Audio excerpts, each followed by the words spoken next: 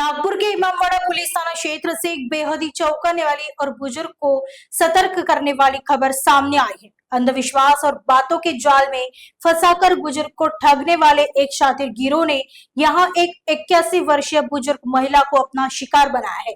यह घटना 8 जुलाई की सुबह की है, जब इमामबाड़ा पुलिस थाना क्षेत्र में रहने वाली एक 81 साल की बुजुर्ग महिला सुबह सुबह अपनी बेटी के घर जा रही थी। इसी दौरान रास्ते में उन्हें एक अनजान शख्स ने रोका। उस ठग ने महिला से कहा, आपके ऊपर बहुत बड़ी मुसीबत आने वाली है, मां जगदम्बा आपसे नाराज है।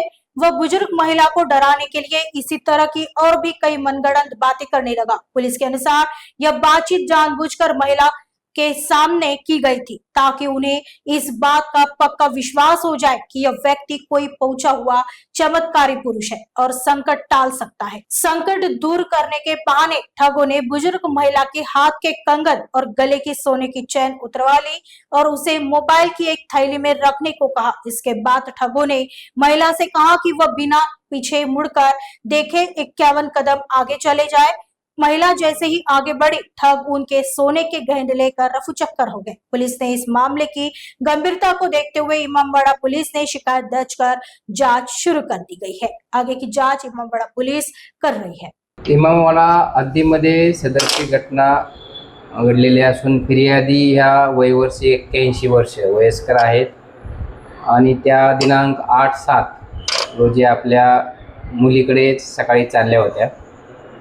त्या दरम्यानच एक अनोळखी इसम त्यांच्या शेजारी त्यांना थांबून बोलू लागला, तुम्हारे ऊपर मुसीबत है, माँ जगदम्बा तुमचे रुष्ट है, असं आणखीन काय बोलत होता। एवढ्यात थोड्या वेळात आणखीन एक अनोळखी इसम आला। त्या अनोळखी इसमाला पण हा पहिला इसम सांगू लागला की तुम्हारी माँ बीमार है, आणि त्या दरम्यान तो दुसरा म्हणला की हां माझी माँ खरोखरच बीमार आहे, तुम्हाला कसं काय माहिती। हा संवाद जाणीवपूर्वक फिर्यादीनं ऐकू जावा असा त्यांचा प्लॅन होता आणि त्यामुळे फिर्यादीचा विश्वास बसला की बाबा ह्याला समजतंय, आणि मग ते जे आहे संकट दूर होण्यासाठी मग ते फिर्यादीच्या हातातल्या बांगड्या गळ्यातली माळ असं त्यांनी आणि मोबाईल पिशवी ठेवायला सांगितला आणि 51 पावले पुढे जावा मागे न बघता असं सांगून त्यांना पुढे पाठवले आणि ते मागे पसार झाले। अशा प्रकारचा अपराध घडलेला आहे। सदरचा गुन्हा दाखल केलेला आहे।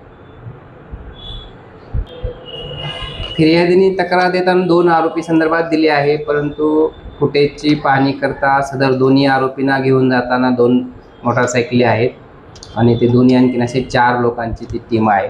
त्याबाबतचा फुटेज प्राप्त आहे, परंतु फुटेजच्या गाडीमध्ये नंबर नाहीत गाडीवर मोटारसायकल, त्या अनुषंगाने पुढील तपास करत आहोत।